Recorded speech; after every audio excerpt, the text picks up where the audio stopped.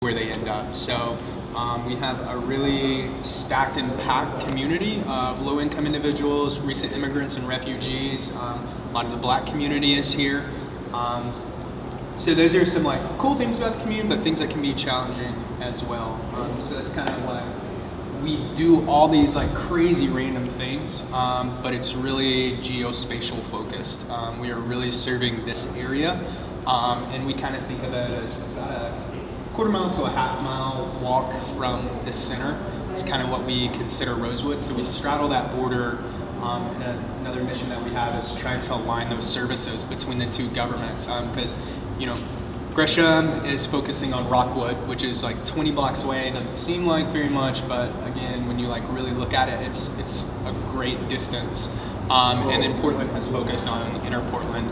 So no one's really been focusing on this area, so that's another key proponent of our work, are really trying to bring a voice to those issues and connecting with key stakeholders to say, hey, we need that infrastructure, we need the investment. There are populations out here who are suffering. How can we help? Yeah, really aligning resources is a key part of what we do. We've gotten a couple of programs funded now jointly between the two cities. We have to be really creative because there's nothing to work with here. So everything that we've done has kind of been from scratch and really pretty scrappy as far as how this is what we need to do, how are we going to find the resources to make it happen. Gresham is a much smaller metro area and their tax base is definitely much lower than it needs to be for the population that lives in Gresham now. There's a whole bunch of folks who live in Gresham that are low income and need services, and as a city they don't have the tax base to provide those services. So Gresham is really scrambling to figure out how to deal with the change that has happened to their city in the last 15 years, 20 years. The huge influx of low income people that live in their community now that need better transit and all kinds of different amenities that the city doesn't have. It was built as a traditional suburban community. So as Tony was saying, things are spread out. They're not set up for low income folks that don't have cars and that need to access services. And as far as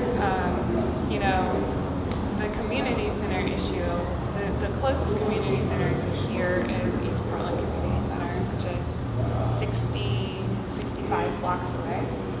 So aside from the schools, there are absolutely no places for people to gather for recreation. The parks are few and far between, and those are outdoor. So during the winter, when it's raining, there's nowhere for families to go, for kids to go. So we've kind of become a catch-all for all kinds of different things. And like Tony was saying, it really is a geographic focus. So sometimes it feels a little sporadic, what we're doing here. It'll be guitar lessons and business development class at the same time. Yeah, but it really is a focus on what people are asking for and what people want to do here. And then also, as organizations that have traditionally been focused on inner Portland or inner Portland populations realize that their people have moved, we have this kind of mass exodus also of service organizations that are like, how do we serve our population now? Everybody lives in East Portland.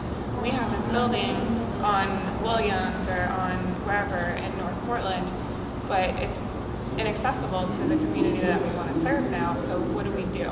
So we've worked with a lot of organizations, and we will continue to do that as they come out to East Portland and kind of figure out how they want to serve their community out here. A great example of that is Urban League. So Urban League has a satellite office here now, and that's with every organization we kind of assess what they want to do and how they want to serve the population out here, and then kind of start building a relationship and seeing if it makes sense to work together. They've held several events here.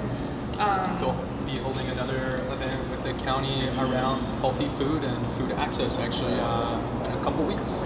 Yeah.